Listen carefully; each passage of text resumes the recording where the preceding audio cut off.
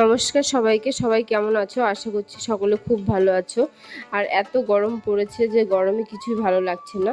তো আগের দিন আমি বানিয়েছিলাম মাজা, তো সেটা একটু তোমার দাদাভাইকে দিলাম, আর খেয়ে বলছে খুব তৃপ্তি পেলাম। তো আজ আমাদের বাড়িতে রান্না হচ্ছে মুরগির মাংস। তোমাদের দাদাভাই রান্না করতে বসে পড়েছে। মা বাবা গেছিল কামারপাড়াতে, তো সেখান থেকে মুড়ি আর আমাদের জন্য ফুচকা নিয়ে এসছে। আর দিদা প্রচণ্ড ফুচকা খেতে ভালোবাসে, আর খেয়ে তোমাদেরকে বলছে সুপার সুপার। আর আমরাও খেতে বসে পড়লাম। খুবই সুন্দর হয়েছে ফুচকাটা খেতে, আর আমাদেরও তো ভীষণ ভালো লাগে। তো ওকে একটু ফুচকা খাইয়ে দিলাম, আর ও বলছে সেই লাগছে খেতে। আর আমি মুরগির ছাল পা খেতে ভালোবাসি, সেই কারণে তোমাদের দাদাভাই নিয়ে আসছে, আর ও নিজে রান্না করছে। আর ওর রান্না সত্যি খুব সুন্দর খেতে হয়। কত সুন্দর কালার আর তেল বেরিয়েছে দেখো।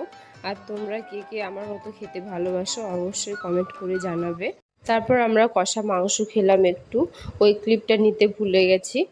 আর এদিকে আমরা সবাই খেতে বসে পড়েছি, কারণ বুনু খেতে দিচ্ছে দিদাকে। আর দিদা মুরগির মাংস খান্নার জন্য দিদাকে আগেই খেতে দেওয়া হচ্ছে।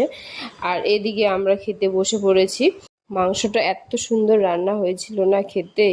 ও খুব সুন্দর রান্না করতে পারে। আমরা তো মাংস টাংস হলে ও বেশি রান্না করে। তোমাদের দাদাভাই বুনুকে বলছে ক্যামেরাটা দে, আমি একটু সামনে থেকে ভিডিও করে আমার খাবারের রিয়াকশনটা দেব। তো ও দেখো কত সুন্দর ভাবে তোমাদেরকে রিয়াকশন দিচ্ছে, খুব সুন্দর হয়েছে বলছে।